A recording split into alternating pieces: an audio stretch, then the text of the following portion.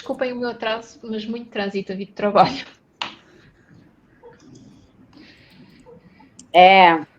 Não é fácil.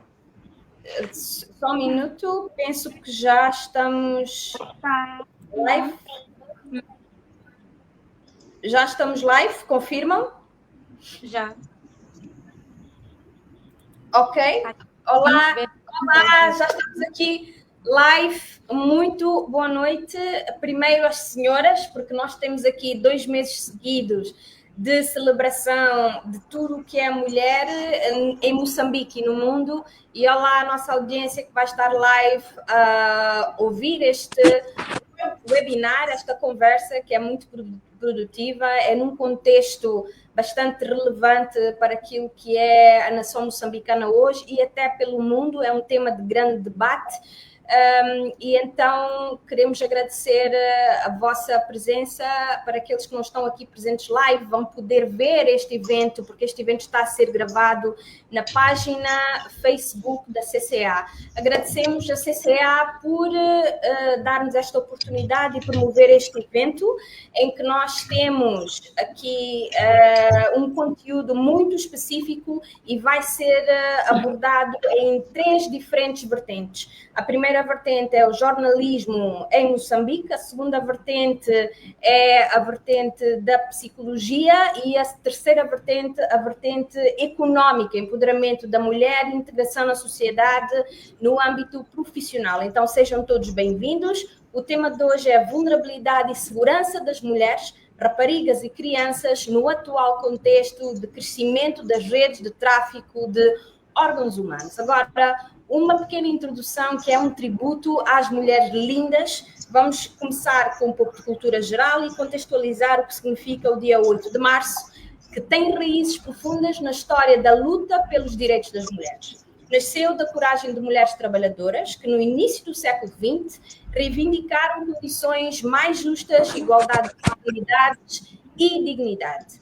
Esta data simboliza resistência, conquista e a contínua caminhada para um mundo mais equitativo. Em Moçambique, esta celebração encontra eco no dia 7 de abril, que é o Dia da Mulher Moçambicana, uma homenagem à bravura de Josina Machel e de tantas outras mulheres que, com determinação e entrega, marcaram a história do nosso país. E hoje nós erguemos a voz para celebrar cada mulher de todas as nações, guerreira, cuidadora, sonhadora, empreendedora, líder, pilar de famílias, das comunidades e da nação. Então, que nunca nos falte coragem para ocuparmos os nossos espaços, número 1. Número 2, que sejamos fonte de inspiração umas para as outras e que o nosso valor seja reconhecido, respeitado e celebrado todos os dias. Parabéns a todas as mulheres moçambicanas, que a nossa força continue a moldar um futuro mais justo, mais humano e mais luminoso. Que bom! Vamos lá, então. Eu passo a palavra a Érica Duvan. A Érica Duvan, neste momento, é a assistente administrativa da CCA, que vem aqui dar voz à empresa promotora deste evento e vai dar as boas-vindas a todos nós. Érica, vamos lá. Muito obrigada, Sheila. Boa noite. Boa noite a todos, em especial às mulheres. Boa noite a todas. Sejam muito bem-vindas. Estamos no nosso mês, estamos a comemorar o 7 de abril. Esperamos nós, como a CCA, que o mês corra muito bem, que o dia, que a semana, todos os dias corram muito bem. Eu sou a Érica Duvani, como disse a Sheila, sou assistente administrativa da CCA, mas também colaboro como assessora de carreiras, como voluntária, apaixonada em educação, desenvolvimento, e também aspectos de liderança comunitária. Bem, nós somos a CCA, a empresa promotora deste evento, e é uma honra para nós promover esse webinar, porque fortalece as mulheres, impulsiona o desenvolvimento das mulheres e nada mais é do que mostrar à sociedade, mostrar ao mundo como as mulheres são importantes e também debatermos sobre esses aspectos da vulnerabilidade das mulheres no atual contexto dos rápidos, das crises que vem acontecendo aqui no país. Em nome da CCA, nós agradecemos E agradecemos né, às convidadas, né, as nossas panelistas por estarem aqui conosco e também damos as notas, damos boas-vindas a todos, em especial a todas a esse webinar. Seja muito obrigada.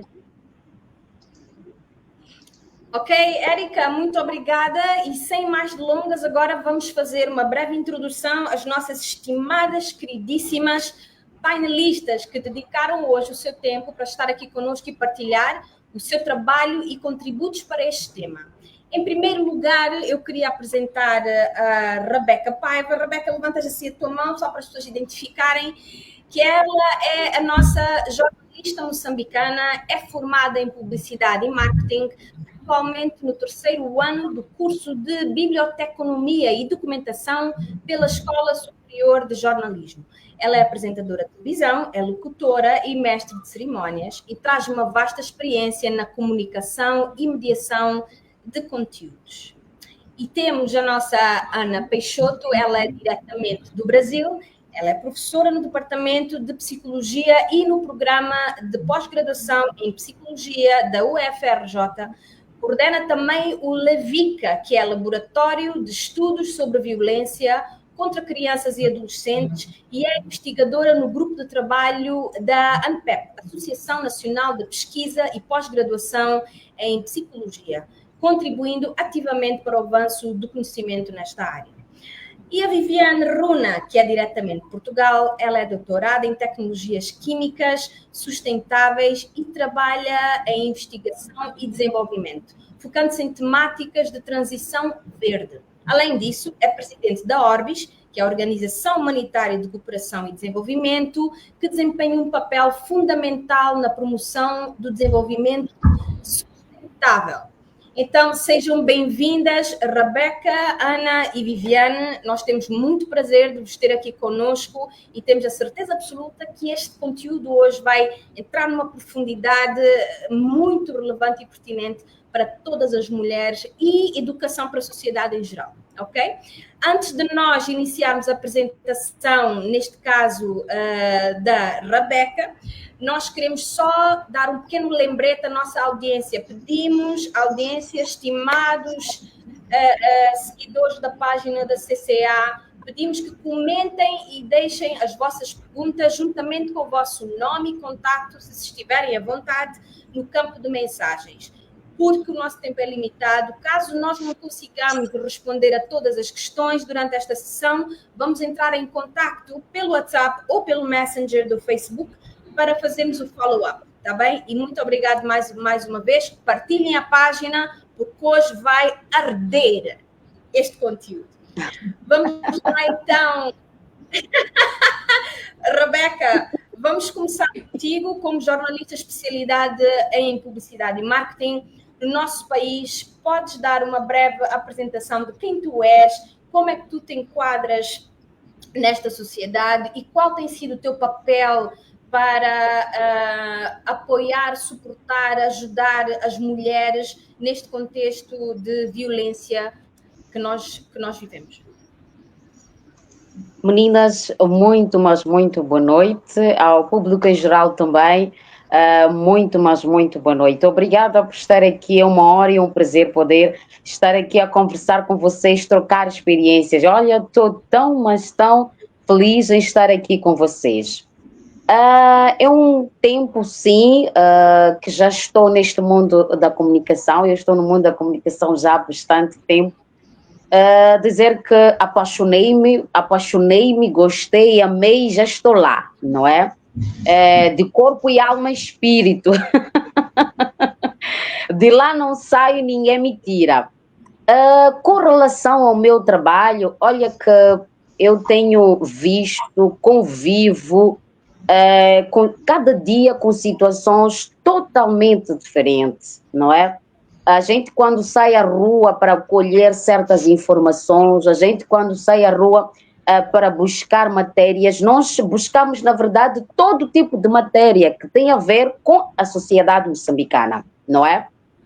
E sendo assim, nós encaramos ou deparamos com várias situações essas que acreditem, meninas, acreditem a todos. Às vezes eu volto para casa e digo, olha, se eu pudesse, não é? Se eu pudesse, criava um centro para essas pessoas. Se eu pudesse, dava alimentação diária para essas pessoas, porque são pessoas que carecem de um olhar, mas um olhar clínico, um olhar de solidariedade, um olhar de muita atenção. São pessoas que necessitam, não é? Deste apoio da parte do povo moçambicano no geral, toda a sociedade no geral. Então, para dizer que é um prazer, sim, estar a trabalhar no mundo da comunicação, é uma honra, e se eu pudesse, ajudaria todas as pessoas que se encontram neste momento vulneráveis, pessoas que estão a necessitar de um consolo, às vezes de um prato de comida, acreditem. Mas nós temos esperança de que um dia as coisas possam tomar um rumo super, mas super diferente. Sheila. Muito obrigado, Rebeca. Eu acho que o que tu mencionas aqui são coisas que realmente tocam o nosso coração, são coisas que nós vemos e vivemos.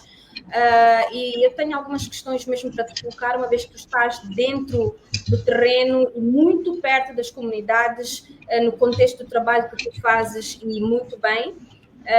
Como é que tu vês, Rebeca, as redes sociais neste momento? Como é que tu vês que as redes sociais podem contribuir para ajudar e expor a combater o tráfico de mulheres e crianças? Olha, as redes sociais hoje em dia são um instrumento muito forte. Todo tipo de pessoa tem esta liberdade de poder usar das redes sociais da forma que desejar. Mas essas mesmas redes sociais, se formos a olhar, Sheila, são várias pessoas que lá estão para trazer conteúdos que interessam a sociedade como deve ser. Por que digo isso? Nós usamos as redes sociais, eu não digo que não podemos nos divertir, não, longe de mim isso. As pessoas estão lá, estão para se divertir, trazem uma certa mensagem com aquele determinado assunto. Há uma mensagem que a pessoa está lá para transmitir. Mas as redes sociais, hoje em dia, eu olho para elas, não é? Não como um lugar onde nós possamos nos esconder, no sentido de ser amparado, percebe? Nós não nos amparamos. As redes sociais nós usamos para nos humilharmos às vezes.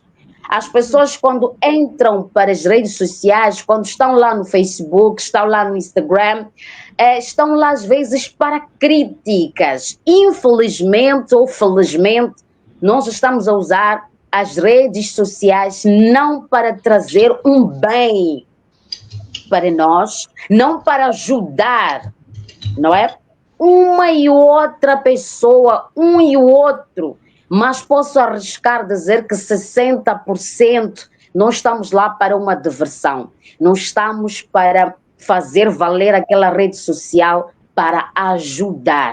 Quando a pessoa vê algum anúncio publicado, acredita, às vezes a pessoa passa, não está lá para ver. Mas isso tem um ponto também, Sheila. Às vezes a pessoa passa uma determinada informação, porque as mesmas redes sociais nós usamos para outros fins, para extorquir. Eu acho que até já estou a pular um bocadinho, não é? Para extorquir algumas pessoas, não é? Nós usamos as redes sociais para trazer mensagens que ao mesmo tempo não são verdadeiras. Então eu olho para as redes sociais neste momento, acho que nós ainda não estamos com aquela capacidade de perceber para que serve a rede social. Tocaste agora num aspecto que é a educação para o potencial das redes sociais. Na verdade, nós conseguimos ter uma cobertura só em Moçambique, só no Facebook, por exemplo, de 3 milhões de usuários, e que nós poderíamos efetivamente fazer muito mais em termos de comunicação e educação neste âmbito. E na tua experiência como jornalista, Rebeca, quais são os principais desafios que vocês, jornalistas e aqueles que estão no mundo da mídia e da comunicação, enfrentam ao reportar sobre temas de violência? Bom, esta questão de trazer esta informação nas redes sociais, ao mesmo tempo eu não vou... esta questão da violência com relação às redes sociais, posso dizer que está sim ligada, mas nós, as pessoas, primeiro queremos crer, ver para crer, não é?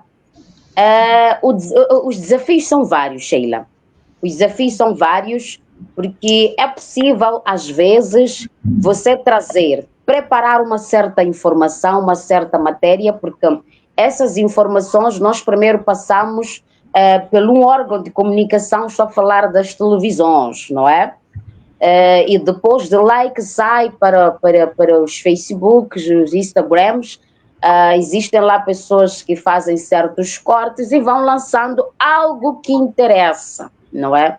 Então, estamos a dizer que quando a gente traz essa questão da violência, poucas pessoas se identificam. Se identificam como, Sheila? Eu vou trazer aqui um exemplo, só para esclarecer. Digamos que eu trouxe uma matéria ou uma informação para uma TV X, e essa informação é uma informação banal, percebe? É uma informação banal que não tem nada a ver com qualquer coisa, é só uma informação para divertir. Acredita, os nossos influencers, eles fazem a questão de fazer alguns recortes e passam pelo Facebook, passam pelo Instagram, etc. Mas quando eu trago uma informação com relação a certa informação, que vou falar da violência neste exato momento, é difícil você encontrar assim que é um influencer que está lá para cortar aquela parte, que olha, que diz que se eu recortar esta parte, acredito que várias pessoas vão se identificar com isto e vão ajudar essas pessoas, percebe? Uhum. Então, é por isso que eu digo que com relação a esta informação da violência, tráfico, é uma informação que parece que para nós ainda está um pouco difícil de trabalharmos no sentido de ajudar. Nós só nos interessamos com coisas banais. Então, o desafio aqui para nós é maior. Nós queremos bastante que os nossos influencers façam sim também recortes de informações que possam vir ajudar o povo moçambicano, porque existe, por exemplo, quem talvez está na beira, não sabe o que está acontecendo na cidade de Maputo, às vezes não sentou para ver uma certa informação na televisão, mas se um influencer ou alguém ou consegue fazer aqueles recortes, como faz quando são coisas banais e lança, acredita, é fácil de fazer chegar a informação a esta pessoa, mas nós ainda não estamos juntos com relação a este aspecto. Então, o desafio para nós ainda é um desafio, é um assunto que nós precisamos trabalhar muito, mas muito mesmo. Infelizmente, não estamos a saber usar este meio para ajudar a sociedade no geral. Ok, o que eu capto da tua informação, Rebeca, é que tu sentes que, de facto, os influenciadores, neste caso, deveriam ser aliados nesta luta, não é? Deveriam estar ocupados com uma mensagem uníssona, não é? Porque a união faz a força, e uma comunicação sentida para a conscientização. E não só A minha questão seria, talvez, será que há falta de cobertura no país para poder, portanto, cobrir, e passa a redundância, este tema? Ou tu achas que existem meios que não sejam só, portanto, a televisão, embora tenha no último censo 15 milhões de, portanto, usuários de televisão no país, mas que usando outros órgãos dentro do país, sejam influenciadores, sejam revistas, seja outro tipo de movimentos fortes, porque está a haver muitas palestras até a nível do Parlamento sobre este tema, tu achas que a união de todos esses órgãos poderiam trazer um novo posicionamento sobre o tratamento deste tema? Olha, seria algo excelente, maravilhoso, se todos nós nos uníssemos nesta causa, porque é uma causa que dia após dia tem afligido as pessoas, tem preocupado as pessoas, e acredita, o que acontece é, conversou-se e terminou por lá, Sheila. Uhum. Nós não levamos aquela informação para o nosso vizinho, para o nosso amigo, para um conhecido. Se fizemos palestras, conversamos naquele momento, ficou por ali. Mas se nessa palestra, de repente, Sheila, a sola do meu sapato sai, acredita que vai circular em todos os órgãos de comunicação. Porque a jornalista quebrou a sola de sapato. Percebe? Certo. Mas nunca, sim, nunca pegar aquela informação que foi lá, deixada ficar e repassar. Sheila, existem, eu vou te dizer uma coisa, para todos nós estamos aqui.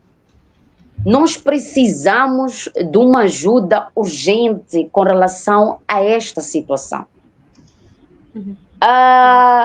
Quem está em casa, quem só sai de casa para o trabalho, está ali no escritório, volta para casa, não sabe o que está a acontecer ao redor. Sheila, existem crianças, existem mulheres, existem idosos que não têm quem lhes amparar, que sofrem por conta desta situação. E nós, que temos as redes sociais, conseguimos trazer a informação para os órgãos de comunicação, não conseguimos expandir isso. Está a faltar isso, está a faltar a expansão, está a faltar o braço aqui humanitário. Não é só conversou, fez-se a conferência, parou por ali. Não, é preciso ação. Está a faltar ação. Conversar, nós conversamos, temos muita teoria, mas está a faltar a prática. Esta pessoa que sofreu por uma violência, passou por um... É claro que tem trauma esta pessoa.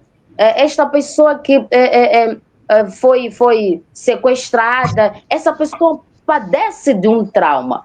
Essas pessoas não estão a ser acompanhadas. Está a faltar isto. Um acompanhamento para estas pessoas. Está a faltar uma visibilidade para estas pessoas. Estas pessoas só aparecem um dia e no segundo dia já acabou, já foram esquecidas.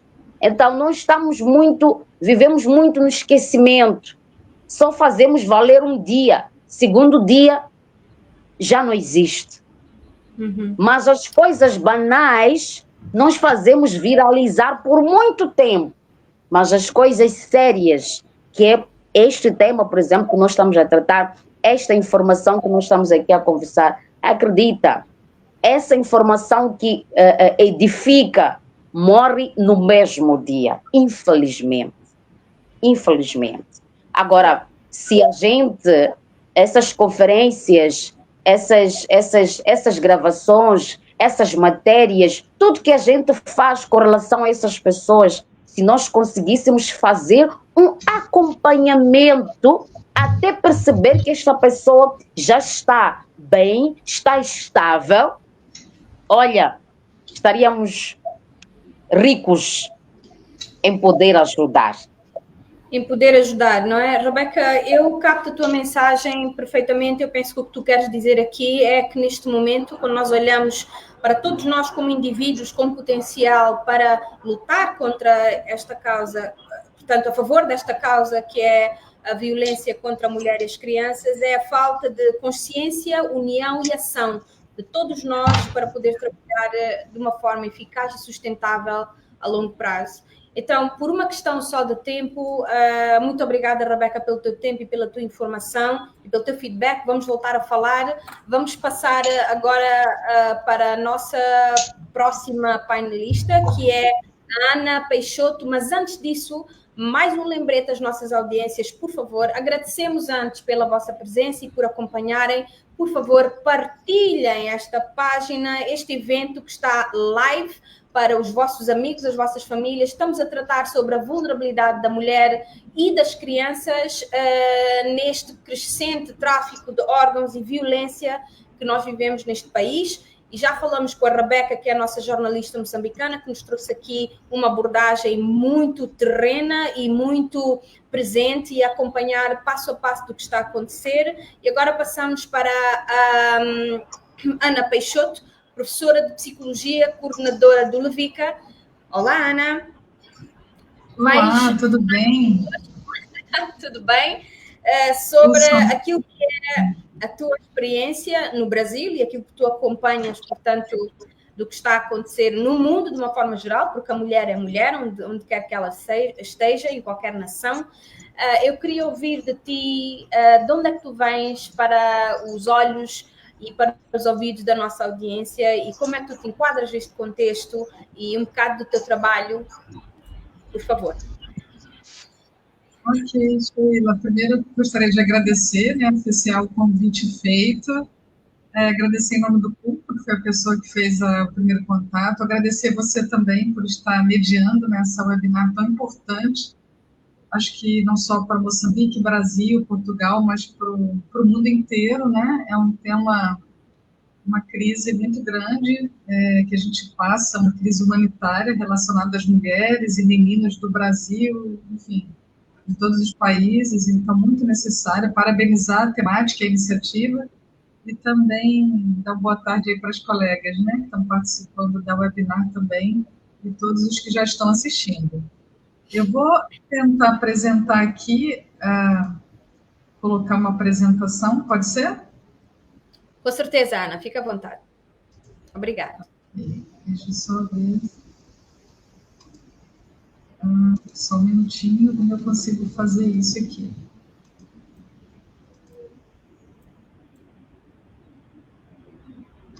Acho que é arquivo de imagens. Só um minuto, porque naquela hora eu tinha conseguido, agora não está entrando. Fique à vontade.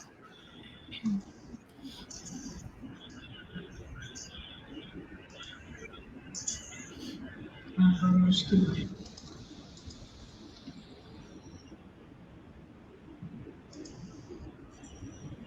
Está processando. Não sei se vocês já estão vendo. Ainda não? Ainda não? Está processando. É tecnologia. Pode ser uma questão. Estamos um pouquinho distantes, né? Uhum. Enquanto processa, Ana, deixa-me só dizer à nossa audiência que estejam à vontade.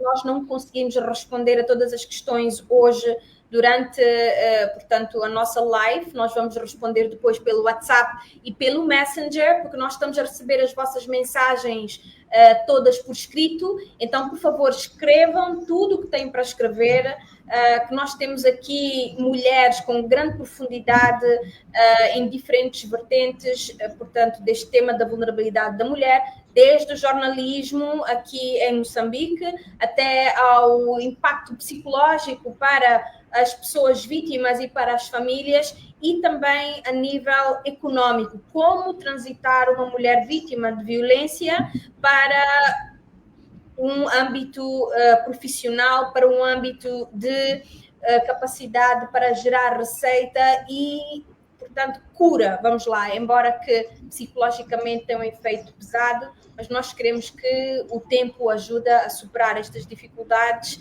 e quanto mais a sociedade puder participar e ajudar e haver estes debates, estas conversas, eu penso que nós conseguimos mudar um bocadinho o cenário destas pessoas. Ana, eu não sei se tu consegues transmitir,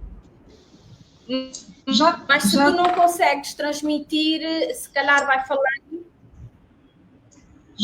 Nós não conseguimos ver aqui, se calhar a nossa equipa técnica pode, se calhar, habilitar para a Ana. Eu não sei se é possível ou não. Em todo caso, Ana, tu podes ir falando, ok? E logo que for possível... A apresentação já está. Eu acho que eu não sei se quem está no backing, quem está no backing é que precisa alterar. Consegue ver, pois. Agora foi, né? Então tá. Uma tela só nossa. Okay. Nós estamos numa tela só nossa aí. Se der algum problema... se calhar... não há problema. Olha, Ana, vai falando. Enquanto isso, eu vou só confirmar aqui que a nossa audiência está realmente a acompanhar tudo. Pronto, a audiência está. Nós já conseguimos ver a tua tela. Ótimo, vamos lá. Bom, então. Eu vou só fazer uma apresentação geral e trazer alguns dados de referência, tá, Sheila? Para a gente poder discutir, também receber as perguntas e poder conversar com os colegas, né? Então, eu sou Ana Cláudia, sou professora do Departamento de Psicologia da Universidade Federal Rural do Rio de Janeiro. Então, esse é o meu lugar de fala, né? Que é o Brasil, especificamente Rio de Janeiro, Baixada Fluminense. Eu sou professora e pesquisadora na área da violência contra crianças e adolescentes, e a violência contra mulheres e meninas é de grande interesse nosso, né? Na área de pesquisa, no trabalho que a gente faz com a comunidade em extensão, na área de ensino, né, porque a gente forma psicólogos e também participa da formação de profissionais, outros, né, por exemplo, jornalistas. Eu tenho alguns alunos, né, e até jornalista na nossa equipe de trabalho no laboratório, que é o Levica. A gente também atua direto na formação, né, de futuros psicólogos e pesquisadores também, e principalmente fazendo trabalho de acolhimento na área da intervenção. Os nossos alunos atendem meninas, né, vítimas de violência, meninos também, e a gente faz pesquisa também com mulheres. A Rebeca tocou em 2 pontos que eu acho muito importante, que é a importância do trabalho em rede, de forma efetiva, para a gente dar conta dessa questão da violência, né, no mundo inteiro, e também da questão da desnaturalização da violência. Por que muitas vezes a gente se enfraquece nessa luta? Porque eu creio que, me parece que não é uma questão só do Brasil, uma questão de todos os países do mundo, quanto nós, seres humanos, a gente naturaliza a violência. Então, muito importante esse trabalho aqui hoje, entendendo que isso é desnaturalizar a violência, trazer para a nossa consciência coletiva, intersubjetiva, a importância, né, das lutas, né, de cada área, de cada saber, de forma coletiva, unido, para a gente prevenir a violência contra meninas e mulheres, e também contra meninos, né? Enfim, porque o nosso interesse é que a violência diminua como um todo. O nosso trabalho ele é muito coletivo, inclusive a gente já tem parceiros de Moçambique, a Universidade Eduardo Mondlane, em Portugal, a Universidade Fernando Pessoa, né, vários atores aqui no Brasil. Há pouco tempo eu terminei a conclusão de 2 pesquisas, né, com mulheres vítimas de violência. Esse é o nosso lugar também. E por que a gente se interessa por isso no Brasil? Infelizmente, né, não é com alegria que eu mostro esses dados para vocês. O Brasil hoje é considerado o 5º lugar no ranking mundial de feminicídios, né, em 200 e poucos países cadastrados na OMS. Então, ser o 5º país e o 7º lugar no ranking de assassinatos de mulheres, segundo a OMS, para a gente uma fonte de grande tristeza e pesar. Por outro lado, a gente também hoje se sente bastante comprometido, né, e estamos compromissados nessa luta, né, tanto no trabalho de intervenção, quanto de prevenção à violência e de promoção à saúde também. Então, no Levica, né, eu coordenei 2 pesquisas de mestrado, uma intitulada Esquemas Iniciais Adaptativos e Modos Esquemáticos em Mulheres Vítimas de Violência. O resultado dessa pesquisa está nesse artigo que foi publicado, né? E uma outra também, pesquisa intitulada Aspectos da Dependência Emocional, Apego e Esquemas em Mulheres Vítimas de Violência, onde a gente fez estudo nas duas, né, nos 2 trabalhos de pesquisa, tentando entender um pouco das características de mulheres que entram, né, em relacionamentos de dependência, que escolhem, de alguma forma, se manter, né, decidem se manter nesse relacionamento, características dela, do ambiente, né, do contexto, para que a gente possa continuar trabalhando melhor na prevenção e na intervenção. Mas eu não vou falar disso agora, porque eu queria apresentar outros dados gerais. Se a gente tiver tempo, a gente volta nos resultados das pesquisas que eu conduzi aqui no Brasil. Eu queria chamar a atenção, e eu não sei, talvez alguém apresente os dados de Moçambique, mas hoje, segundo o Atlas da Violência publicado no Brasil, no segundo semestre do ano passado, a violência contra meninas e mulheres no Brasil hoje é considerada uma epidemia. 6, né, por exemplo, em cada 10 vítimas de violência sexual no Brasil tem no máximo 13 anos de idade, ou seja, as nossas meninas estão muito afetadas. Né? Meninas de até 14 anos são as principais vítimas. E isso é um dado bastante relevante e importante para a gente começar a pensar, né, nessa questão de que o quanto as meninas estão vulneráveis. O Atlas da Violência mostrou que se uma menina ela for vítima de violência, como é a negligência, que é a violência mais comum de 0 a 9 anos no Brasil, essa menina provavelmente, se essa violência não for interrompida, ela continua sendo vitimada, provavelmente na adolescência vítima de um abuso sexual, que é mais comum nessa faixa etária, chegando na juventude e vida adulta sofrendo violência física, provavelmente por algum parceiro íntimo, e se não for interrompido, ela chega na vida idosa também, possivelmente, com uma grande chance de se tornar vítima de negligência. Ou seja, essa é uma menina que passa, né, pelas fases do desenvolvimento com grande, digamos assim, aberta em termos de vulnerabilidade para se manter nesse ciclo da violência por muito tempo. Existe um fenômeno muito grande relacionado à questão da violência, né, contra meninas e mulheres, que é a questão da transgeracionalidade da violência, as heranças familiares... Desculpa, Ana, eu não queria nada interromper-te, porque tu estás a falar, é tão profundo. Entretanto, queria só perceber do teu lado, nós estamos a ver aqui apenas o slide primeiro da tua foto. O primeiro? Olha. Eu não sei se tu estás a transmitir, portanto, no outro ambiente, mas podes perceber o que é que está aí a acontecer? É que está mesmo... Ele mudou agora? Espera agora aí. Mudou? Não, agora nós estamos a ver a cara linda das nossas painelistas neste momento. Ainda não estamos a ver a apresentação. Ok, agora está. Tu podes colocar em slideshow, porque a informação que tu tens aqui é tão importante. Com certeza. Esse é o slide. Se não mudar de slide, você me avisa, tá? Slide 9. Nós estamos agora a olhar para o teu slide 9. Ok? Esse é o slide que fala, né, dessa questão do quanto a violência que no Brasil acompanha a menina até chegar à vida idosa, se não for interrompido, né, a violência. Passou o slide? Acho que bem, o slide já passou, agora é o 10, manualmente, ok.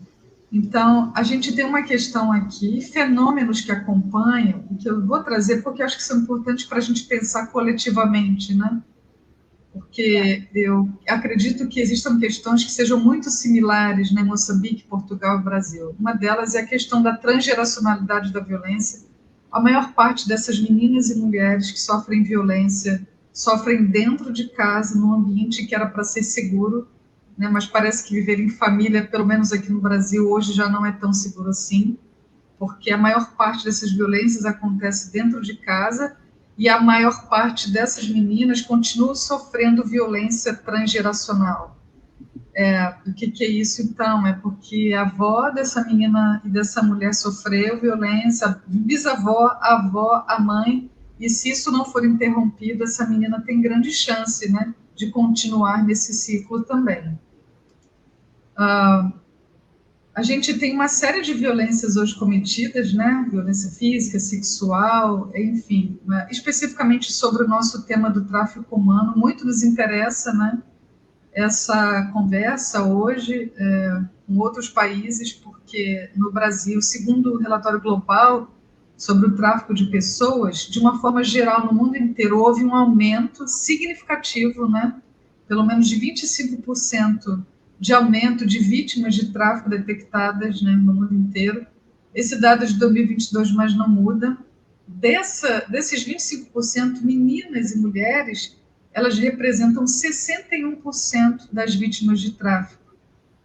Então, olha quanto o gênero, ele perpassa a questão da violência, na questão do tráfico humano, né, e também de outras violências relacionadas às mulheres. O número global de crianças detectadas, né, no tráfico humano também aumentou de 31% para 38% de 2019 para 2022. E houve também um aumento de 47% no tráfico para trabalho análogo à escravidão, relacionado também a tráfico humano. Então, essas pessoas são aliciadas para fins de tráfico sexual, que são as meninas e mulheres, em sua grande parte, e também são aliciadas para trabalho escravo. A gente tem uma série de questões relacionadas a isso, né? Quais são as características que estão gerando vulnerabilidade para o tráfico humano, e principalmente para o tráfico relacionado a meninas e mulheres. Mas eu queria colocar aqui para a gente discutir um pouco sobre o uso da tecnologia para aliciamento. É uma tendência crescente no mundo inteiro, do qual a Rebeca já falou um pouco. Eu acho que a gente pode voltar daqui a pouco também nessa discussão, porque ela é importante aqui para a gente, tá? No quesito do Brasil, o Brasil ele é um país que, infelizmente, exporta mulheres e meninas para fins de tráfico, principalmente sexual, e principalmente para países da Europa, e isso tem chamado a atenção. E uma outra questão é relacionada à subnotificação, como a Rebeca também já trouxe. Então, existe o tráfico humano, ele é muito maior de mulheres e meninas, a questão do tráfico para a exploração sexual, ele é muito maior do que a gente imagina. A subnotificação é um problema para a gente agir em termos de políticas públicas e também da questão da execução, né, de trabalhos de prevenção e intervenção nessa área, e a gente precisa da ajuda da comunidade como um todo para que notifiquem sumiço de meninas, de mulheres, enfim, e de outros comportamentos relacionados a essa questão. Por que a gente estuda a violência? Porque isso é um problema, né, um problema social gravíssimo, que gera problemas para o Estado, para a sociedade, gera problemas para o desenvolvimento, muitas alterações cognitivas, comportamentais, emocionais e físicas ao longo do desenvolvimento da vida. Existe uma grande chance dessas mulheres, né, dessas meninas desenvolverem doenças gravíssimas, né? Algumas delas também com bastante resquícios, né, de atrair comorbidades, então depressão, transtorno de estresse pós-traumático, transtornos de personalidade como border, enfim, doenças que são crônicas, né, e que geram alterações significativas ao longo da vida. Então, por isso que a gente tem interesse em tratar isso de uma forma muito cuidadosa e séria. E já colocando aqui para discussão, Sheila, também com o público que está assistindo, debatendo, as colegas, né? No Brasil, a gente tem criado uma série de discussões e saídas para esses problemas que não são fáceis, né? Todo problema coletivo, ele requer saídas coletivas. Esse é um problema de saúde pública, então todo problema de saúde pública é um problema grave e requer muita conversa, muito diálogo, que é o que nós estamos fazendo aqui.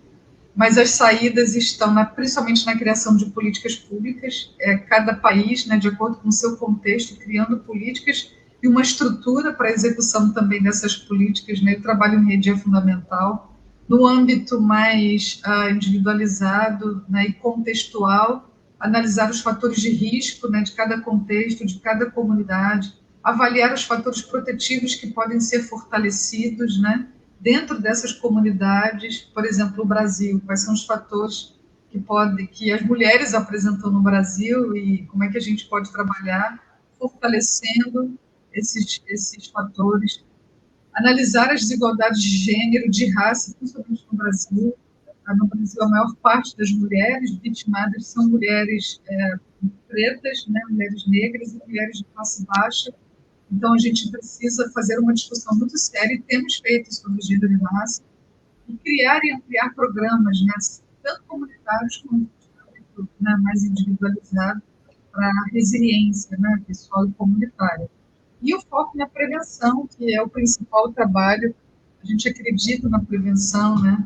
Existe um trabalho muito importante, né? A gente acredita na prevenção, ela gera muito resultado.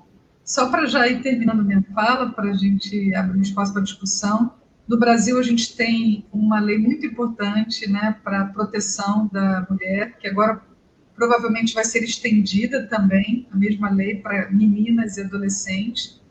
Ela foi sancionada em 2006, e essa lei ela é considerada uma das leis mais avançadas, segundo a Organização Mundial de Saúde, né, para a proteção da mulher. Ela é uma lei que tem inovação trazida pela lei, e principalmente as medidas protetivas urgenciais para vítimas, né, de violência. Então, além disso, essa lei, por que ela é considerada uma das leis mais avançadas no mundo na área da proteção, né, da violência de gênero? É porque ela também criou, né, equipamentos que hoje são indispensáveis, né, à luta, à proteção, né, à violência de gênero, né, como são as delegacias especializadas ao atendimento à mulher, as casas-abrigos, os centros de referência que prestam todo o acolhimento, né, psicológico, com advogados, né? A questão também dos centros familiares, entre outros equipamentos que são importantes para essa proteção também.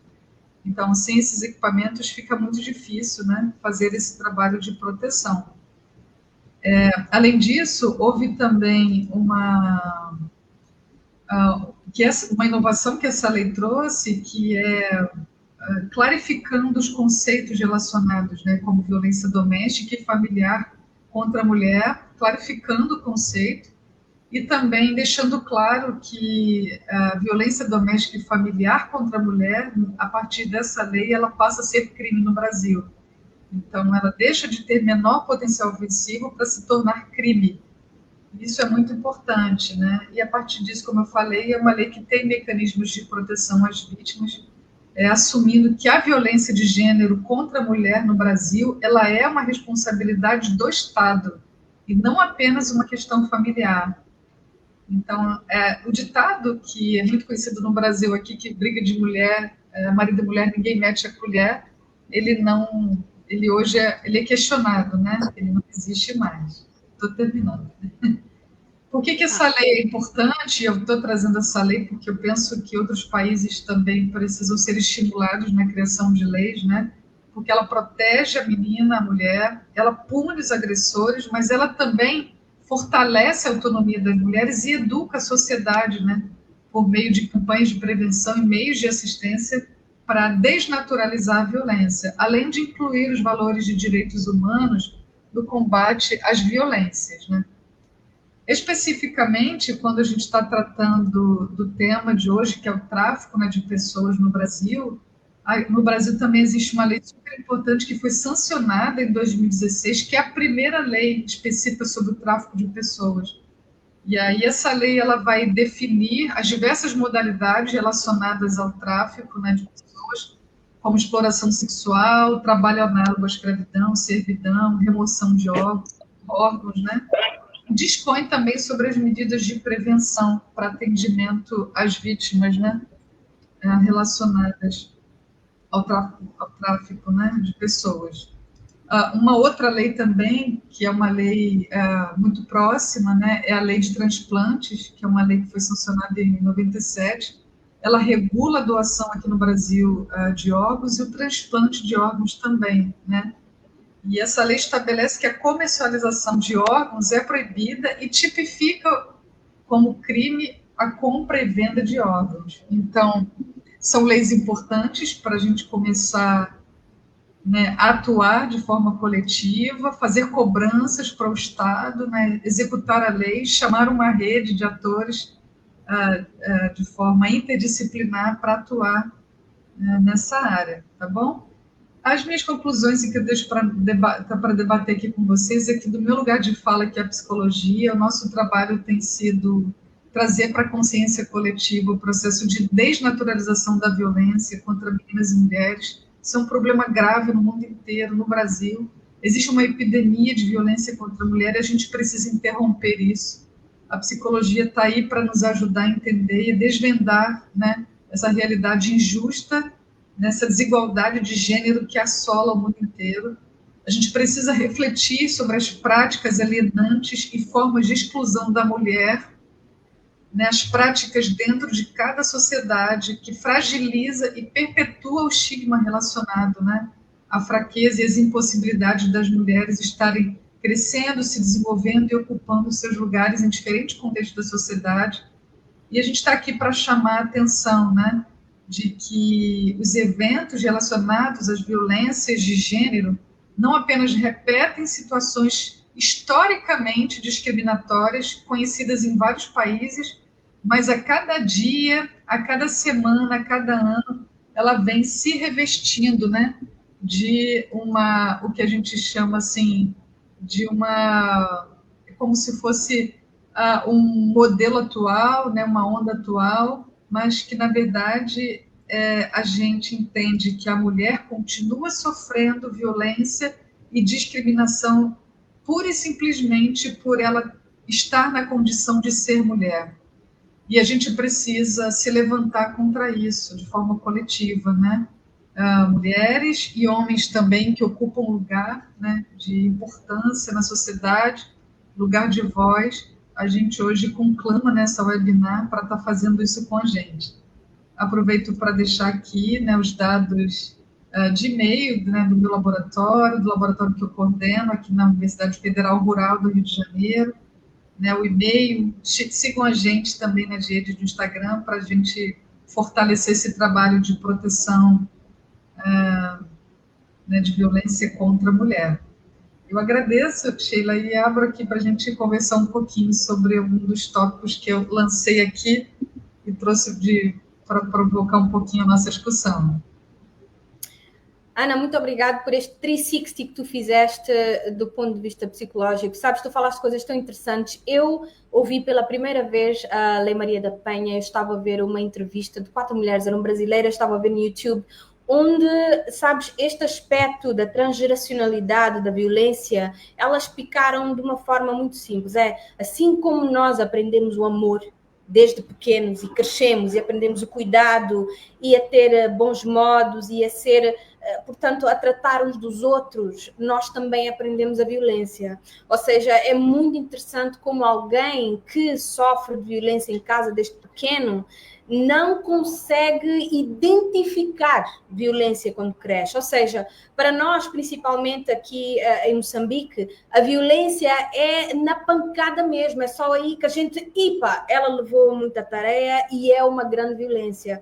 E o que elas determinaram é que a violência não é isso. A violência é verbal. A violência é um empurrão sem bater, não aleija, não tem marca. A violência é roupa rasgada em casa. A violência é um encontrão em casa. Quer dizer, são tantos níveis de violência e que começa tudo de uma forma muito subtil, mas que pela geracionalidade e tratamentos em casa não se consegue identificar e nós ficamos nessa inércia e não conseguimos sair daí. Isso é ponto 1. Ponto 2, sobre a Lei da Maria da Penha, que eu ouvi, não sei se estou errada, mas eles mostraram que esta lei vem distinguir o registro de uma violência, portanto, que é aquele auto que nós vamos lá à delegacia, do tratamento da mulher. Uma das coisas que eles puseram aí é que a mulher tem que ter a possibilidade de se reintegrar na sociedade e não sofrer a pressão psicológica das pessoas em volta dela, no trabalho, em casa. E não sei se estou errada, mas eles inclusive dizem que as mulheres, por exemplo, que sofrem violência e que têm que se mudar do país, por exemplo, elas têm 6 meses para poder fazê-lo e remunerado, ou seja, a empresa não pode deixar de pagar esta mulher se ela de facto for identificada como vítima de violência. Tu confirmas isto na Lei Maria da Penha, porque foi algo que eu ouvi. Sim, confirmado, né? Então, são os equipamentos que foram ali. A lei traz isso, né? Na verdade, uma obrigatoriedade dos estados de criar os equipamentos de proteção, uma vez que essa mulher se encontre nesse lugar, né, e tenha notificado uma violência. Então, existem as casas-abrigos, por exemplo, quando essa mulher é obrigada a sair de casa. Então, os estados eles precisam ter as casas-abrigos. Tem os CIANs, que é o Centro Especializado de Atendimento à Mulher. Os CIANs são equipamentos que todos os municípios precisam ter. Alguns municípios têm mais de um equipamento, dependendo da quantidade de número, né, de pessoas dentro de um município. Então, os CIANs, eles são os equipamentos fabulosos, né, porque eles têm uma equipe interdisciplinar de atendimento, com pedagogo, psicólogo, assistente social, advogados, né, fazendo todo um trabalho ali interdisciplinar. Até os filhos dessas mulheres também têm atendimento nos CIANs. Os CIANs contam com parceiros, por exemplo, nós, do Levica, meus alunos atendem algumas dessas crianças que são vítimas de violência também, né? Sofreram, uma mãe que sofre violência, um filho também é vítima de violência, e eles são atendidos, né, pelo Levica. A gente oferece tratamento psicoterapêutico para auxiliar, né, em todo o trabalho que vai ser feito com essa família de reestruturação, né, de elaboração de traumas relacionados a essa violência. Certo. Ana, a tua apresentação foi tão completa e tão rica que eu penso que 2 perguntas só para te fazer, porque é o nosso contexto também, que é a pobreza e o desemprego no nosso país, e isto aqui é um fator mundial. Como é que tu vês isto no aumento da vulnerabilidade das mulheres à violência? E ao tráfico também, claramente. Então, na perspectiva da pobreza e do desemprego, como é que as mulheres se tornam mais vulneráveis a estes efeitos? Elas se tornam totalmente vulneráveis, né? A gente tem trabalhado sobre isso, né? A pobreza, ela é um fator de risco no Brasil, né? E creio que outros países também, seríssimo, que vulnerabiliza a mulher. Então, a mulher que fica muito mais aberta a sofrer. E aí a gente precisa fortalecer as comunidades, né? E lutar, né? Militar dentro das políticas públicas municipais, estaduais e federais, para que, por exemplo, na questão econômica, a gente tenha maior abertura de mercado, né, para poder absorver as mulheres que estão aí indo estudar, trabalhar, que tem uma profissão, não consegue, né, uma área no mercado de trabalho. Então, em termos de prevenção, um caminho que a gente tem, mulheres, né, que estamos assistindo, ou mulheres aqui um trabalho com mulheres, é fazer parcerias de trabalhos, né, de formação também. Então, oferecer curso para que essas mulheres tenham uma formação, para que elas sejam mais facilmente, que elas consigam ser captadas aí no mercado de trabalho, para que elas tenham mais condição digna, né, de se alimentar, de viver. Aqui no Brasil, a gente tem um fenômeno, desde 2019, o IBGE, que é o órgão que faz a catalogação, né, de pessoas aqui no Brasil, ele mostrou que mais de 50% das famílias brasileiras, elas são chefiadas por mulheres. Mulheres, carreiras solo. Essas mulheres não têm marido. Mais de 50% da família brasileira, ela é chefiada por uma mulher em carreira solo. Dessas 50%, a maior parte das mulheres são mulheres que vivem numa situação econômica que a gente chama de miserabilidade, vivendo abaixo, sustentando família abaixo de um salário mínimo. Isso é muito difícil, porque a gente vai chegar e entender o quanto as nossas crianças, muitas meninas e meninos, estão vulneráveis, né? A gente não vai falar aqui, mas, por exemplo, o tráfico, o trabalho infantil é um problema sério no Brasil. Porque uma vez que essa mulher que chefia a família, ela está numa condição vulnerável, logo as crianças, né, os filhos e filhas, meninos e meninas, eles também ficam mais suscetíveis a vivenciar vários tipos de violência. Uma delas é o trabalho infantil. Enfim, então a exploração sexual, né, O Brasil, ele é um dos países, como eu mostrei, campeão na exploração sexual e na venda de pessoas para fins de exploração sexual. Eu sempre digo que o Brasil, ele exporta pessoas para fins sexuais, ele exporta sexo, mas ele não sabe nada sobre sexo, né? Porque falar sobre sexo no Brasil ainda é um tabu. A gente tem muita dificuldade, né, para falar disso, até em ambientes escolar, né, em ambientes onde a gente deveria ter mais abertura, enfim. E não é à toa que no Brasil nós somos o país número 1 no mundo que mais mata a população LGBTQIA+. Então a gente vai conectando, né? Existe uma dificuldade muito grande aqui de relacionamento. Então, gente, falar de prevenção é falar de diálogo, né, de abertura, de aceitação da diversidade, né? É militar a favor dos direitos humanos, é um direito nosso, né? Ser reconhecido e ser aceito na nossa condição, na condição de mulher, na condição de mulher homossexual, na condição qualquer que seja seu gênero, sua orientação. Então, a gente vai continuar abrindo espaços, né, para trazer isso para a consciência coletiva, intersubjetiva, para que a gente desnaturalize a violência e, quiçá, a gente possa auxiliar, né, na formação de novas crenças e paradigmas, principalmente de crianças e adolescentes. Né? A gente aposta nisso. Yeah. Ana, tenho só mais uma pergunta. Eu tenho só mais uma pergunta. Esta parte psicológica, eu acredito que a nossa audiência aqui está realmente interessada em saber este aspecto. Fala-me sobre o perfil psicológico comum entre os abusadores, ok? É possível, com a informação que tu nos vais dar, como é que se torna possível usar esse perfil psicológico dos abusadores para prevenção? 2 perguntas. Muito boa pergunta. Primeiro, não existe um perfil de abusador. O abusador, ele tem a nossa cara. Yeah. Ele tem a cara da nossa família. Essa é a questão. Né? O abusador, as crianças não é um lobo, não é uma pessoa estranha.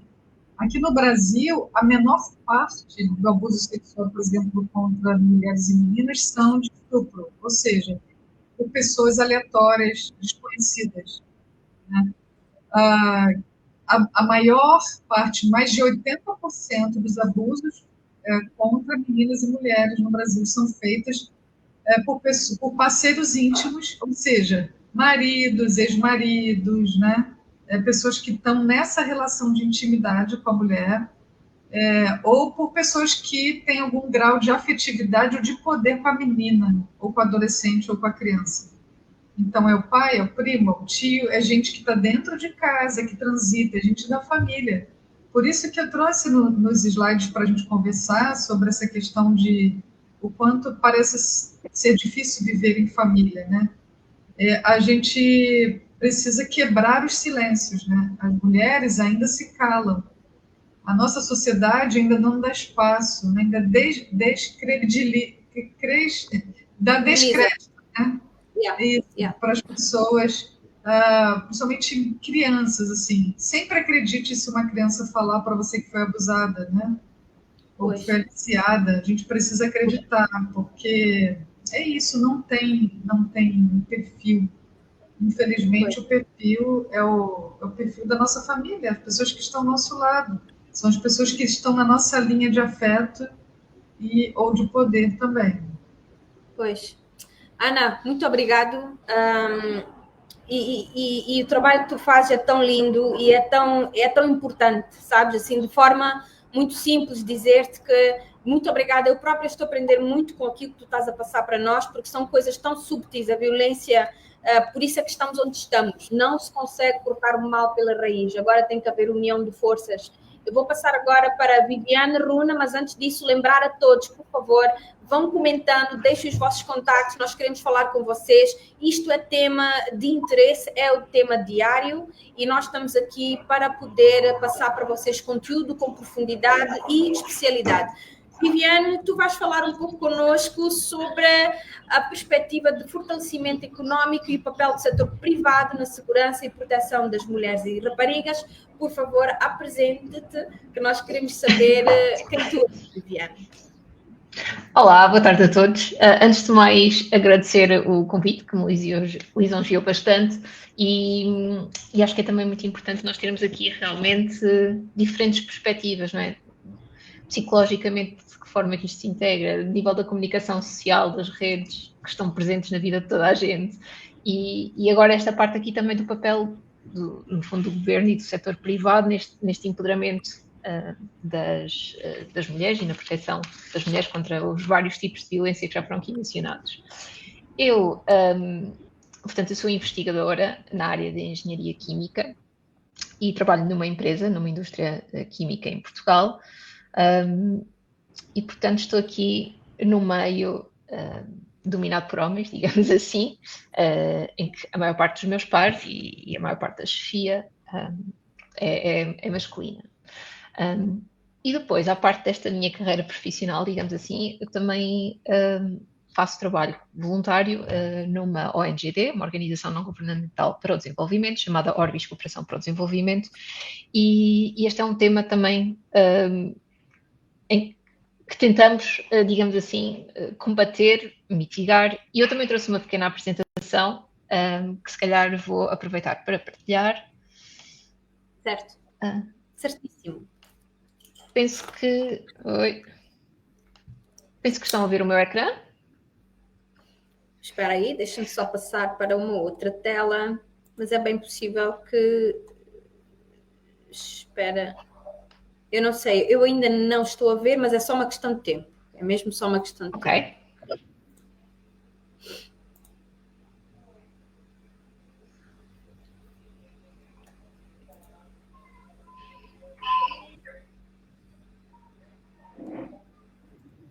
Ok, já está. Ok, sim, boa. Portanto, esta é a organização. Eu vou fazer mesmo uma apresentação muito, muito breve para dar espaço também aqui à discussão, às questões, acho que é mais relevante, peço desculpa.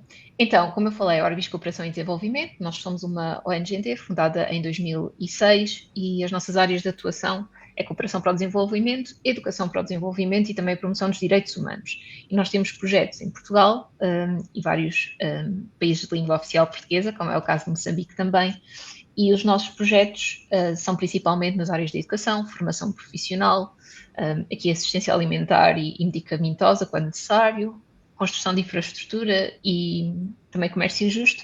E uma área que nós consideramos cada vez mais importante é esta participação cívica, especialmente incentivar os jovens a ter uma participação cívica ativa.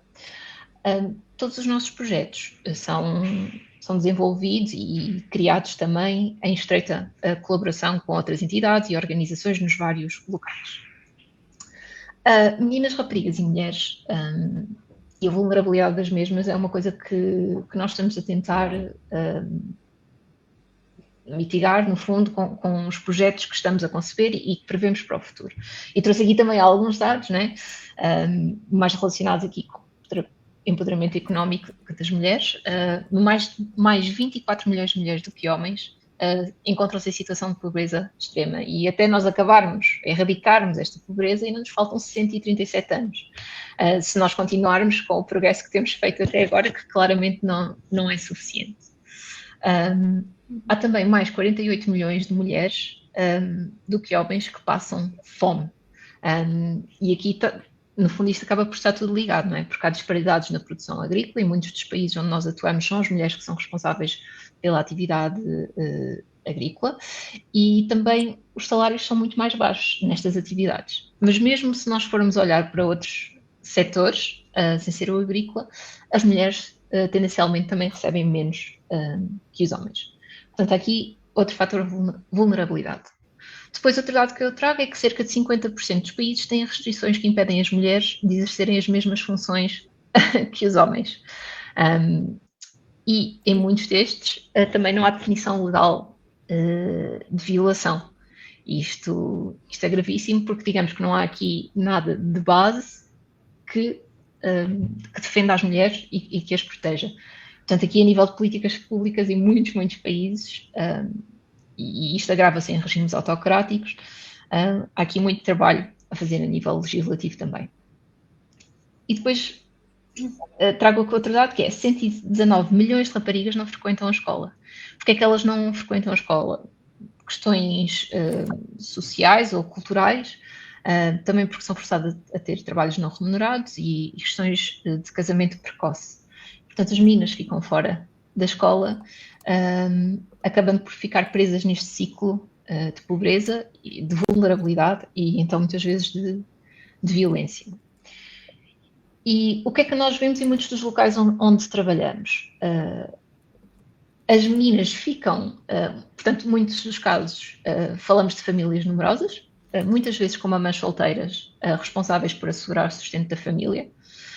Portanto, vemos aqui que as meninas e raparigas acabam por ter que ficar responsáveis por tomar conta dos irmãos mais novos, e isto impede-as de ir à escola, por exemplo.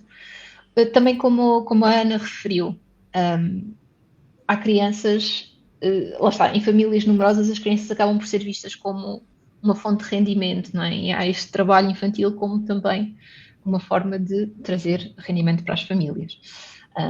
E no fundo são as mulheres que são responsáveis pelo trabalho doméstico, por cuidar das famílias, por trabalhar no campo. E claro, isto impede-as de estudar, impede-as de aprender e de, no fundo, se desenvolverem economicamente e de forma integral, a vários níveis. Aqui estou a dar uma perspectiva económica, mas a todos os níveis. E dou só exemplo, dois exemplos de projetos que temos, que já implementámos projetos semelhantes antes e que resultam. Um deles nós chamamos Mulher Munda, foi implementado em Angola, e portanto, essencialmente eram cursos de alfabetização para mulheres. Nesta localidade, cerca de 70% das mulheres são analfabetas.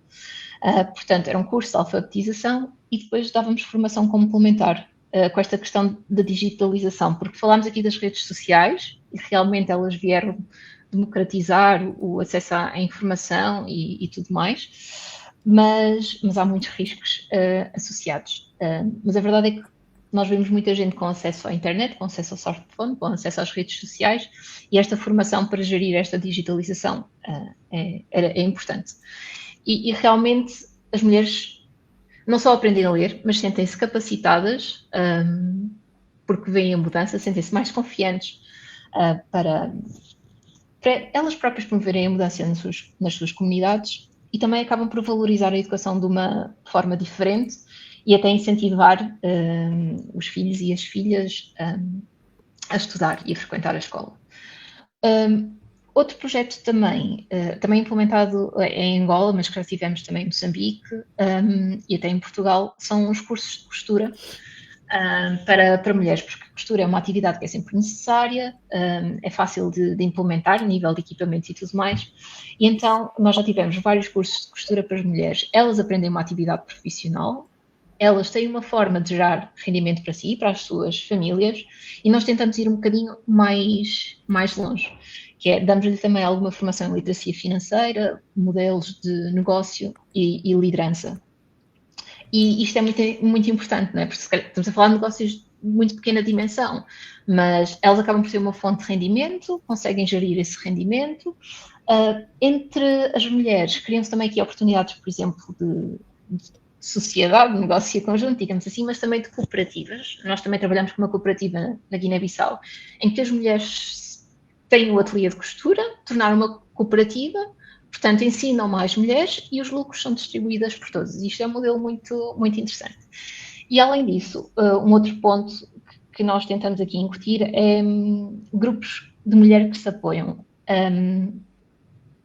Haver mulheres que são exemplos para nós, haver mulheres em quem confiamos e partilhamos os nossos problemas, um grupo de mulheres em que elas também compreendem quais é que são as nossas dificuldades. Esta mentoria, esta proximidade é muito importante e dá confiança e dá força às mulheres para elas serem os motores da mudança e da transformação social nas suas comunidades. Portanto, nós cada vez vamos ter mais projetos como este e acreditamos que empoderar as mulheres é, no fundo, chegar a uma sociedade mais justa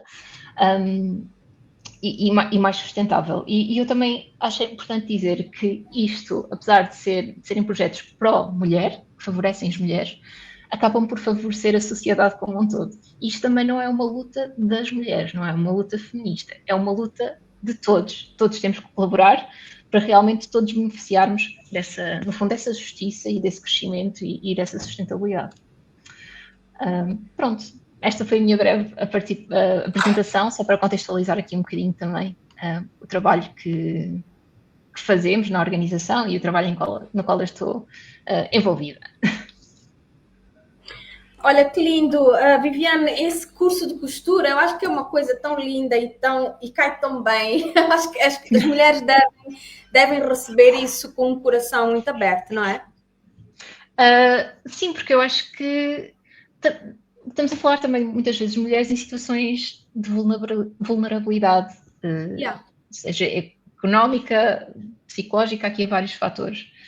E, portanto, haver uma oportunidade e haver uma confiança, não é? E aqui uma capacitação muda completamente a perspectiva desta mulher. E mais do que isso, é o efeito de eco que tem depois nas mulheres à volta dela, nos filhos e em toda a comunidade. E isto realmente tem um impacto muito grande. Certo, tu agora falaste da mulher, família, eu ia-te fazer uma pergunta que se calhar eu gostaria de ter mesmo mais detalhes em termos de inclusão, estás a perceber? Nós sabemos que as mulheres são as cuidadoras, é da família, é do esposa delas próprias, é dos próximos. Então, como é que nós podemos olhar para um projeto, por exemplo, do setor privado que tem uma estratégia inclusiva, que na verdade cria uma ocupação e uma tendência para o crescimento intelectual destas mulheres de uma forma geral? Sim, como eu referi, eu acho que o setor privado tem aqui um grande papel. Não só porque pode empregar as mulheres, mas porque depois dentro da estrutura, não é, tem capital para investir e para ajudar estas mulheres. E acho que a nível interno há muita coisa que podem fazer. No fundo, tem que ter políticas, não é, de igualdade, seja na contratação, seja na remuneração, seja na progressão de carreira. Portanto, um homem ou uma mulher, pelas mesmas funções, com as mesmas competências, vai receber o mesmo salário ou ter benefícios semelhantes. Portanto, estas políticas são muito importantes. Depois tem que haver também políticas que não permitam qualquer tipo de assédio, no fundo, uso de poder, e pelo menos aqui em Portugal isto, e já foi aqui referido hoje, não é? Porque geralmente os agressores, não é? São do seio familiar, são pessoas íntimas ou até pessoas que estão acima de nós, por exemplo, numa hierarquia de uma empresa, e fazem o abuso do poder para intimidar, assediar, chantagear as mulheres. Acho que é muito importante as empresas também terem programas de desenvolvimento das mulheres, terem programas de empoderamento dentro das empresas entre as próprias mulheres. Acho que isso é bastante importante também. Acho que é preciso muita sensibilidade naquilo que é políticas internas também para acomodar, no fundo, aquilo que só as mulheres podem fazer, que é ter filhos. Quando as mulheres engravidam e têm eventualmente licença de maternidade e tudo mais, isto para as empresas é visto como um prejuízo, não é? Porque vão ter que ficar sem trabalhar, pronto.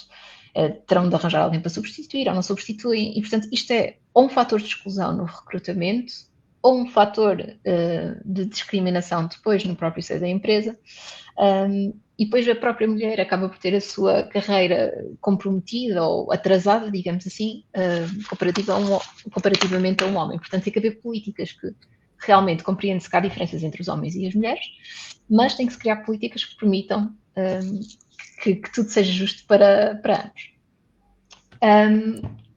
Claro, acho que haver também um canal de queixas e de reporte interno é muito importante.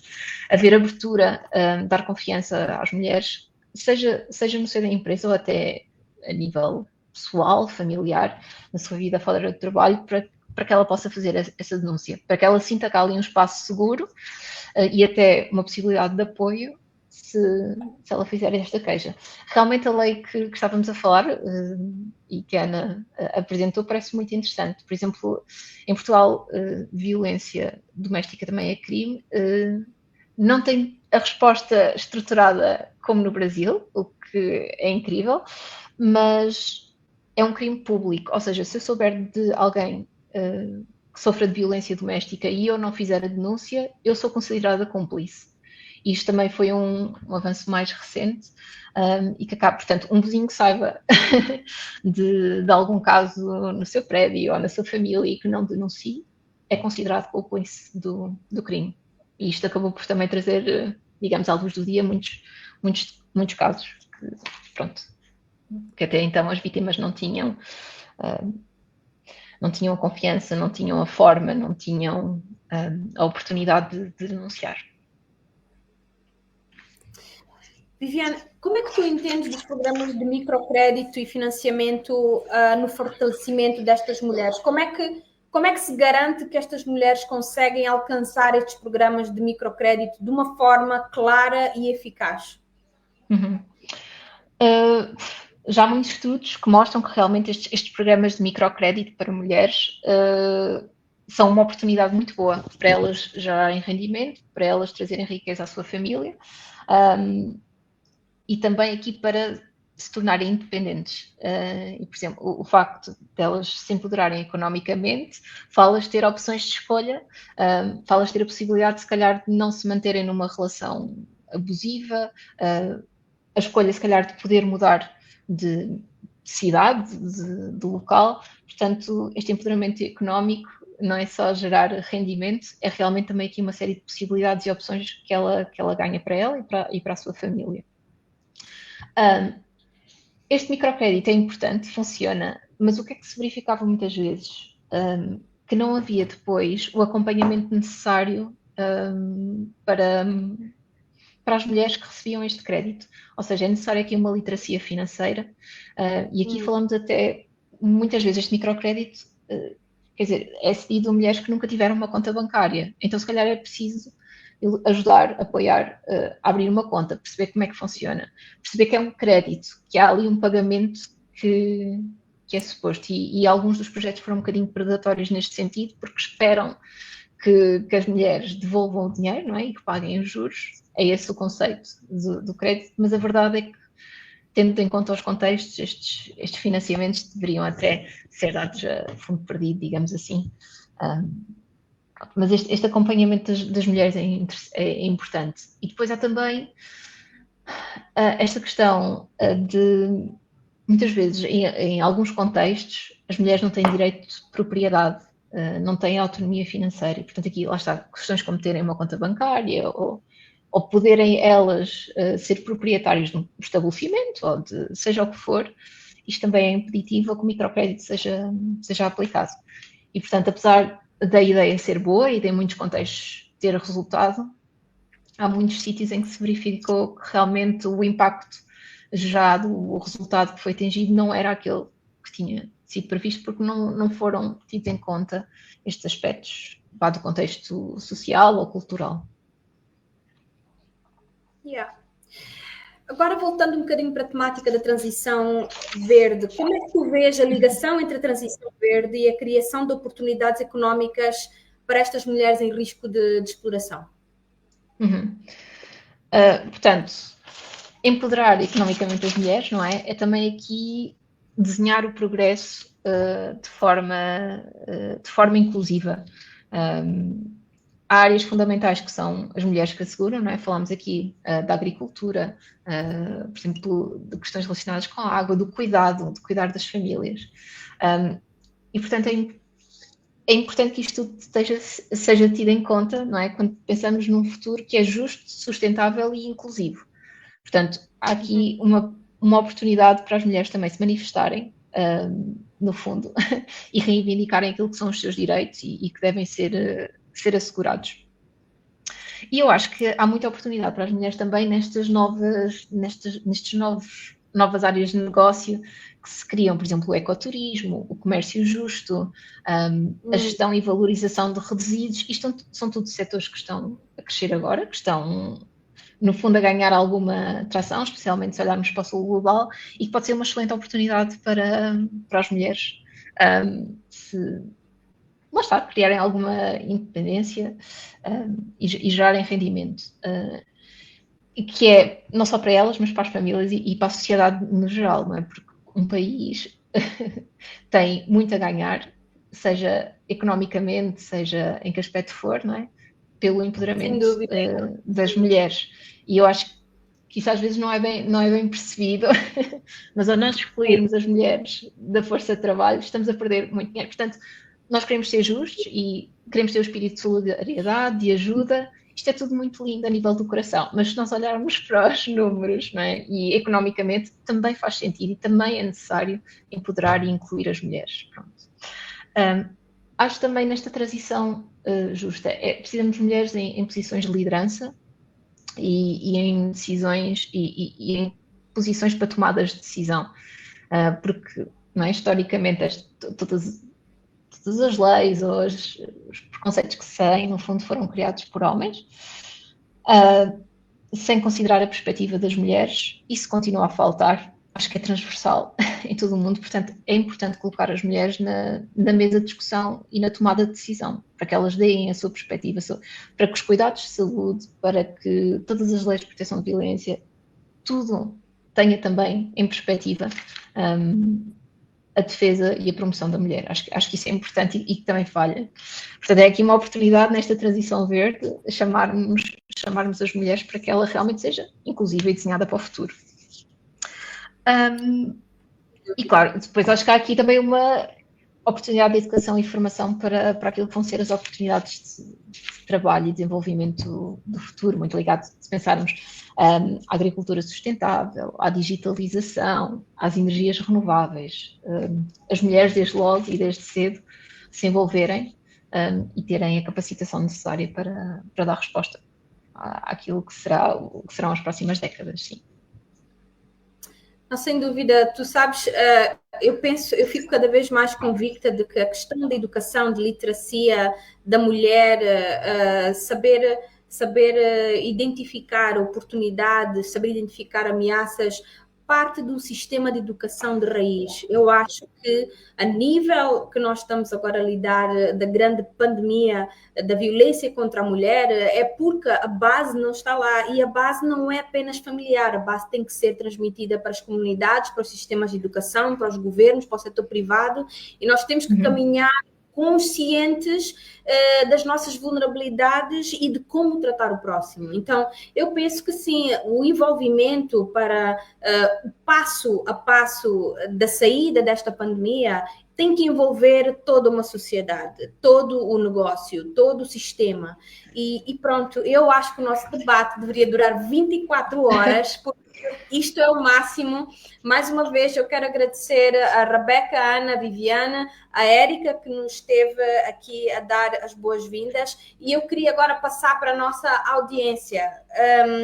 O nosso pessoal técnico quer também colocar aqui algumas questões, porque vale a pena conversarmos com eles. Eu estou a ver aqui na tela Virgínia Mimbir. Eu espero que ainda estejas online, Virgínia. Nós estamos a querer responder à tua questão, e a tua questão é: chama-me Virgínia Mimbir. Então, tendo em conta que o abusador pode ser um familiar, como pode-se defender destes abusos? Boa pergunta, Virgínia. Eu vou passar para a Ana, que tocou no aspecto psicológico e da violência doméstica. Ana, por favor. Tudo bem, Virgínia? Boa pergunta, né? A gente tem algumas saídas. Então, no âmbito mais familiar, a melhor forma da gente quebrar e romper uma violência, né, contra um abusador que é familiar, é rompendo o silêncio. Quebrando o silêncio, falando para alguém, solicitando que esse alguém, se é criança, fale para um adulto, que esse adulto faça a notificação ou a denúncia, né?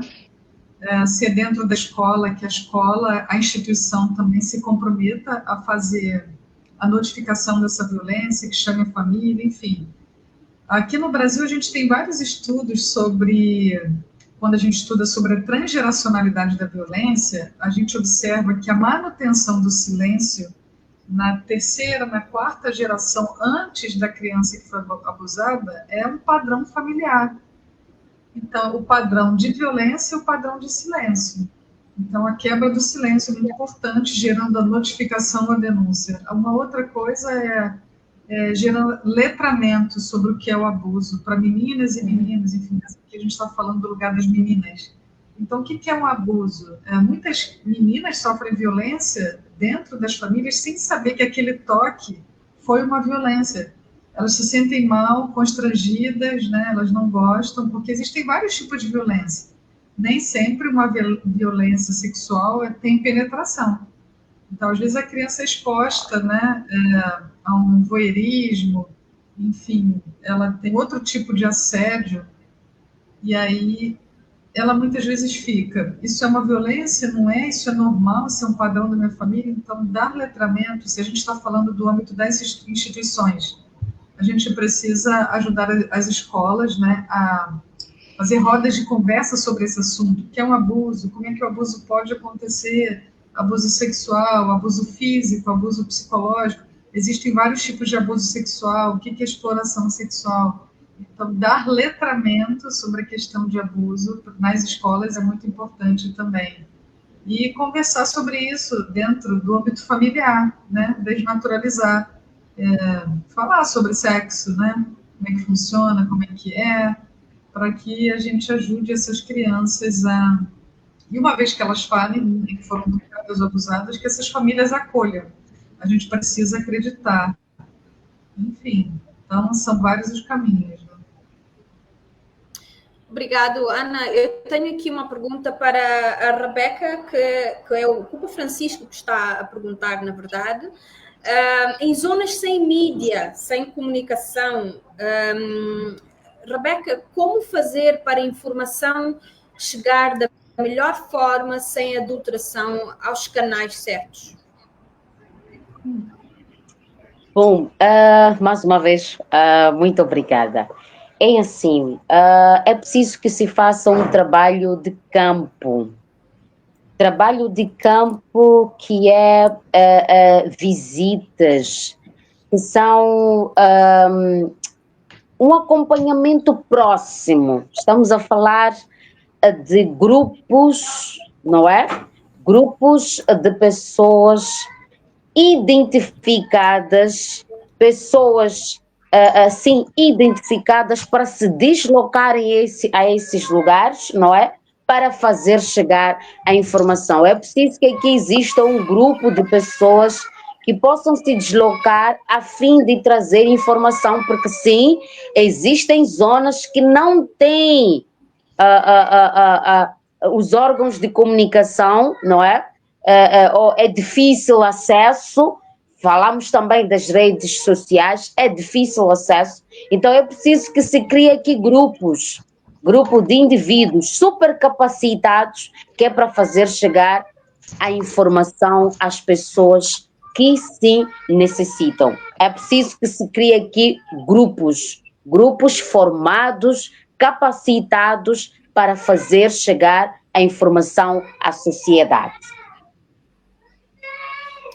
Obrigado, Rebeca.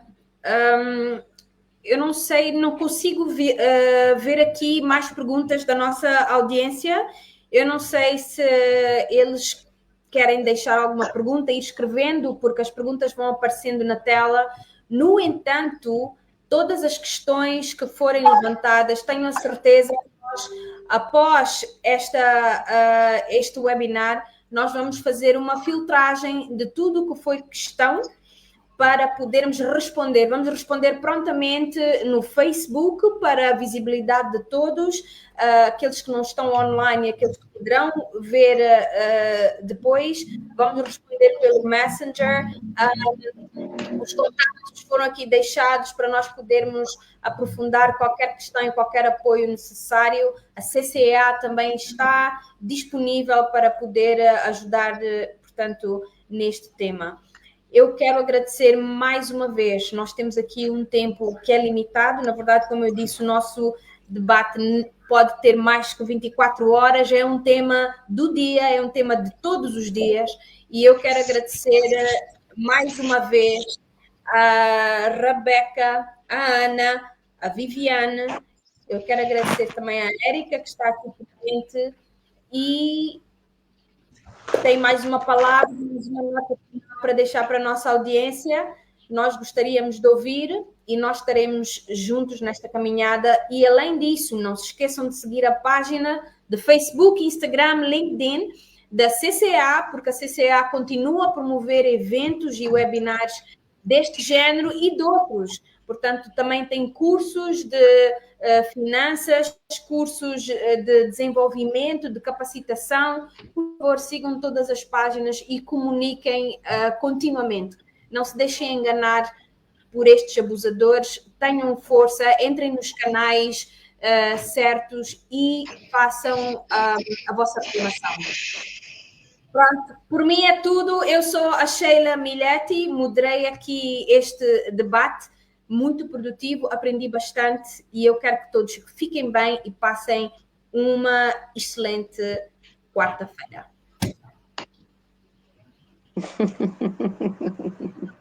Obrigada. Obrigada. Fiquem bem, fiquem bem. Obrigada. Tchau, tchau. Eu não consigo ver a Ana e a Viviane, não sei se elas estão online. Foi um prazer. Estamos aqui, sim. Todo nosso, obrigado. Ok, agora consigo ver-vos online. Que bom. Muito obrigada mesmo, tá bem? E nós vamos voltar a falar, na verdade, a continuidade deste tema noutro espectro, se calhar muito mais específico, de forma menos generalizada, de forma, se calhar, que vai responder a muitas perguntas que vão aqui deixar a nossa audiência. Nós voltamos a falar. Ok? Tchau, tchau. Fiquem bem. Muito obrigada. Tchau, obrigada. Tá, a gente se vê a próxima. A gente se vê. Adeus. Obrigada. Tá.